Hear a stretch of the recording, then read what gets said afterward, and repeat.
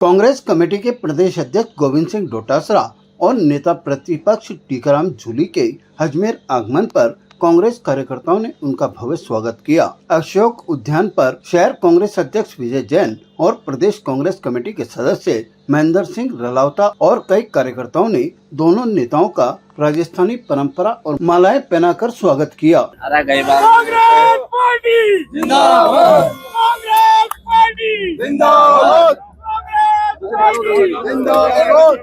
अरे यार क्या इस अवसर पर मीडिया से बातचीत करते हुए डोटासरा ने राज्य सरकार और केंद्र की बीजेपी सरकार पर तीखा हमला बोला। उन्होंने कहा कि ये सरकार नहीं सर्कस चल रहा है, बीजेपी सिर्फ इवेंट मैनेजमेंट कर रही है। लोकसभा चुनाव से पहले ये लोग संविधान बदलने की बात करते थे और अब खुलकर आरएसएस के मंसूबे सामने आ रहे हैं। वे देश में धर्मनिरपेक्षता और समानता खत्म कर नफरत फैलाना चाहते हैं। देखिए, कानून व्यवस्था नाम की कोई चीज नहीं है। सरकार नहीं, सर्कस चल रहा है। डिसीजन कोई ले नहीं रहे हैं, योजना कोई है नहीं, बजट का इम्प्लीमेंटेशन है नहीं। किसान परेशान है, नौजवान परेशान है और केवल मुख्यमंत्री जी भाषण देने में व्यस्त हैं। 2-4 दिन से 7 दिन से निकलते हैं और भाषण दे देते हैं। और अब तो हद ही हो गई।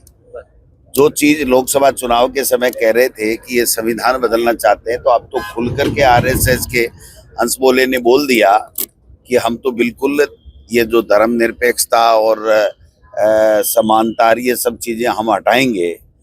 तो मैं समझता हूँ कि इनके उद्देश्य बड़े साफ हैं कि ये देश में नफरत फैलाना चाहते हैं, देश को धर्म के आधार के ऊपर बांटना चाहते हैं, अपने आरएसएस के हिसाब से अपना संविधान लिखना चाहते हैं।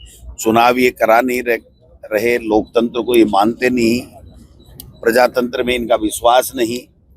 आप बताइए कि जो कानून हट गया, जिसके लिए इंदिरा जी ने कह दिया भाई हमसे गलती हुई है, और उसके बाद में इंदिरा जी 2/3 मेजोरिटी से वापिस आई, उसको 50 साल को लेकर के ये बातें कर रहे हैं। और आप बताइए कि अघोषित आपातकाल इन्होंने लगा रखा है।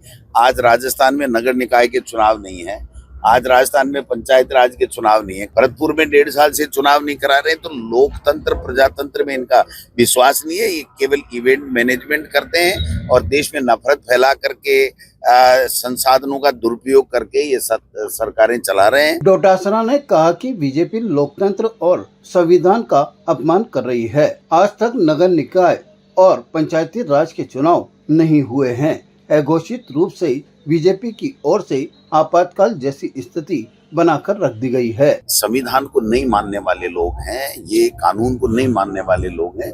ये अपनी मर्जी मनमर्जी का संविधान बनाना चाहते हैं, मनमर्जी से फैसले करना चाहते हैं। आप स्वयं इस बात के गवाह हो कि जब 2-2 साल हो गए, 1.5 साल हो गए नगर निकाय के चुनाव में, उसका चुनाव नहीं करा रहे हैं। और राज्य निर्वाचन आयोग ये कह रहा है कि साहब हमारे पास तो कोई सूचना ही नहीं है, सरकार चाहती नहीं है। परिसीमन के नाम से इन्होंने अटका रखा है। और कल मुझे सूचना मिली है कि इनकी समय सीमा समाप्त होने के बावजूद भी राजेंद्र जी राठौड़ साहब ने अधिकारियों को वहां पर बुलाया है, जो पंचायती राज का जो गेस्ट हाउस है उसमें, और वहां पर कहा है कि नहीं जो हमने कह दिया वो कर दो आप। तो उन्होंने कहा साहब अगर हाईकोर्ट के आदेश की पालना नहीं करेंगे तो हाईकोर्ट हमारे पे कंटेम्प्ट लगाएगा। कि खा लेना कंटेम्प्ट, क्या फर्क पड़ता है, अपने को चुनाव कराना ही नहीं है 12 महीने 1.5 साल।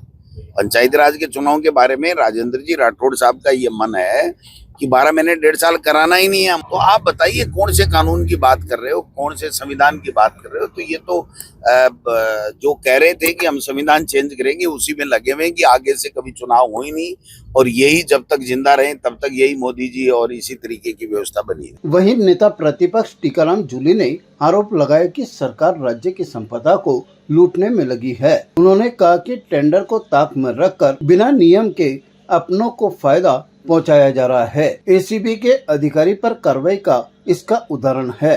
सरकार अभियोजन स्वीकृति तक नहीं दे रही है। पूरी जो सरकार है दोनों हाथों से राजस्थान की संपदा को लूटने में लगी हुई है। सारे जो टेंडर हो रहे हैं, अभी काफी टेंडर पहले भी हो चुके हैं, अभी अलवर में लगाने की तैयारी की जा रही है। नियम विरुद्ध अपने लोगों को फायदा देने के लिए किए जा रहे हैं। और कल आपने देखा ही होगा एसीबी के अधिकारी जो है उसको एसीबी पकड़ रही है। तो आप समझ सकते हैं कि कुएं में भांग घुल चुकी है।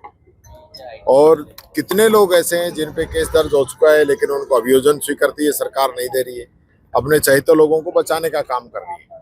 तो पूरे प्रदेश के अंदर एक प्रकार से सरकार नाम की चीज नहीं है। अभी कंवरलाल मीणा प्रकरण में भी सरकार उनको बचाना चाहती है। मैं ये कहना चाहूँगा, ये जो जिस प्रकार से आप पद का दुरुपयोग कर रहे हैं, कैबिनेट सिफारिश भेजेगी राज्यपाल महोदय को कि इनकी सजा कम कर दी जाए, तो फिर सभी गुंडे मवाली जितने भी बंद इन सबकी सजा कम कर दो। ताज़ा खबरों के लिए देखते रहें सरेराह न्यूज। अपना फोन उठाएं और सब्सक्राइब करना ना भूलें।